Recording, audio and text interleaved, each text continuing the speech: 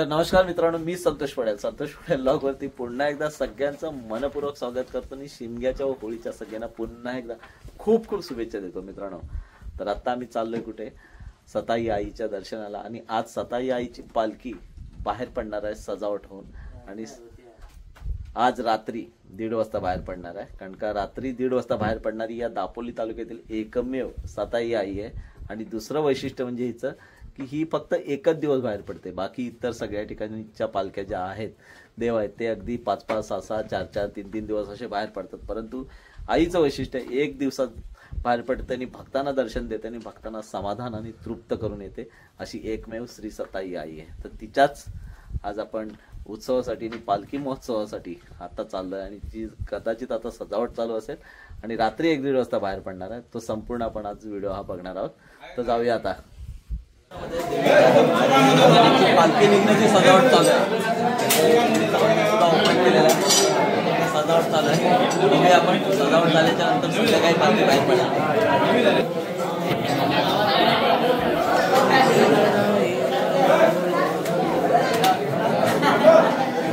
रात्री आपली सदैव बाहेर पडणार आहे. माझ्यासोबत अगदी बुवा आहे ना, खास करून बुवा म्हणतात. आणि इकडे आमचे गणपतीचे कलाकार आणि सतादेवीचं पाषाण, हे बराच जुना काळ आहे ना. आणि हे हनुमंताची बाजूला मूर्ती आहे. आणि इथे काय आणि तिकडे आपली झोळाची मान आहे त्या बाजूला. तिकडे कार्यक्रम हा जोरात शिमगाव होणार आहे. पालखी सुद्धा रात्री बाहेर पडणार. आपण नक्कीच रात्री पडणार आहे. आणि हे सुद्धा पाटील आहे, पुजारी पाटील जोडी आमची आहे. नम्रते अवस्थेत असं.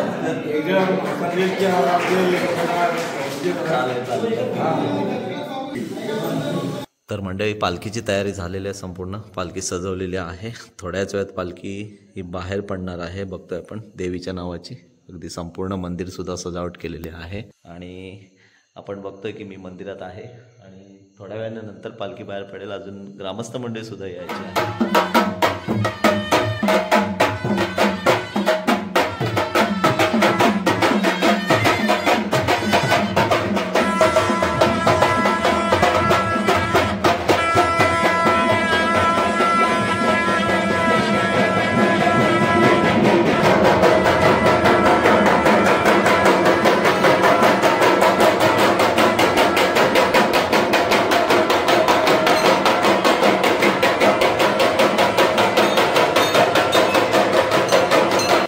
सजावट झालेली आहे आणि आता देवी भक्तांच्या भेटीसाठी आंजणीच्या ठिकाणी निघालेली आहे. तर थोड्या वेळात आपण नक्कीच त्याचा हा प्रवास, निघण्याचा प्रवास हा आपण बघणार आहोत. आणि आई भक्तांच्या भेटीसाठी जाणार आहे, ही आपण पाहतो. तयारी चालू आहे, अंघोळ वगैरे संपूर्ण अशी तयारी केली जाते आणि मगच देवी पालखीत बसवली जाते. आता तिची संपूर्ण म्हणजे स्नान घालून वगैरे संपूर्ण पूजा अर्चा करणं आणि नंतर मग ती पालखीत बसवली जाणार.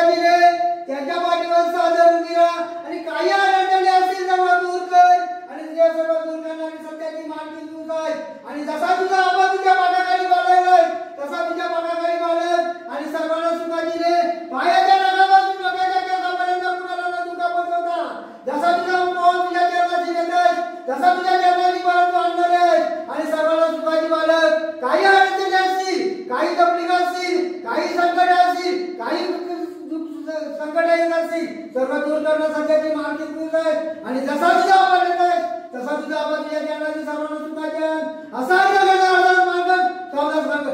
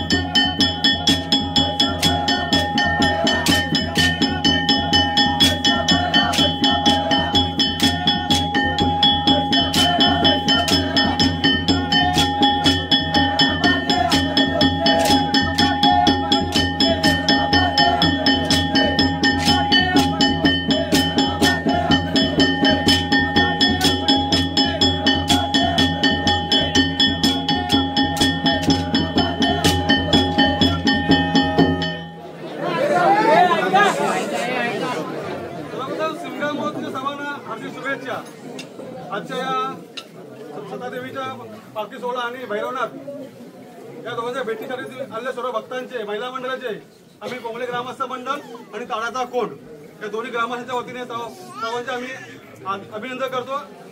आणि असाच आमचा सोहळा दरवर्षी असा प्रकार साजरा व्हावा आणि सर्वांनी आपण या भेटीचा आनंद मनोक्त घ्यावा हे आमच्या आणि सहकार्य करावं अशी आमच्या ग्रामस्थांच्या वतीने तुम्हाला विनंती करतोय। आणि पुढचे शब्द बोलतोय आपल्याला मंडळी, उपस्थित सर्व भाविकांचं आम्ही अंजर्ले गावचं ग्रामदैवत कालभैरव अंजर्ले तसेच कोंगळे गावची आई सताई या दोन्ही मंडळांच्या वतीने आम्ही सर्व भाविकांचे या ठिकाणी आभार मानतो। तसेच आजपर्यंत आपण काठेळचे जे गाणे इथे गायले जायचं ते आमच्यातले सुभाष लक्ष्मण राळे तसेच आई सताई देवीचे खालू बाजा वादक या ठिकाणी गणेश साळवी म्हणून खूप फेमस होते। आज ही दोन्ही व्यक्ती आपल्या तिथे उपस्थित नाहीयेत, तर मी संजय शांताराम साळवी या व्यक्ती आज आपल्यात उपस्थित नाहीयेत, तर मी सर्व भाविकांना या सर्व व्यक्तींना आपण 2 मिनिटं त्यांना श्रद्धांजली या ठिकाणी आपण अर्पण करतोय। तर आपण सगळ्यांनी श्रद्धांजलीसाठी तयार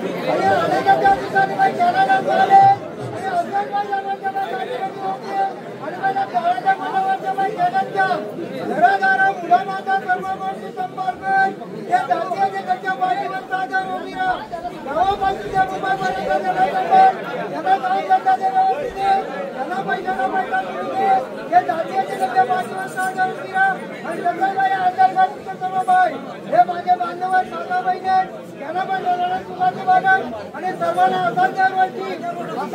आनंद मिळत जाऊ दे आणि सर्वांना सुखाची देव असं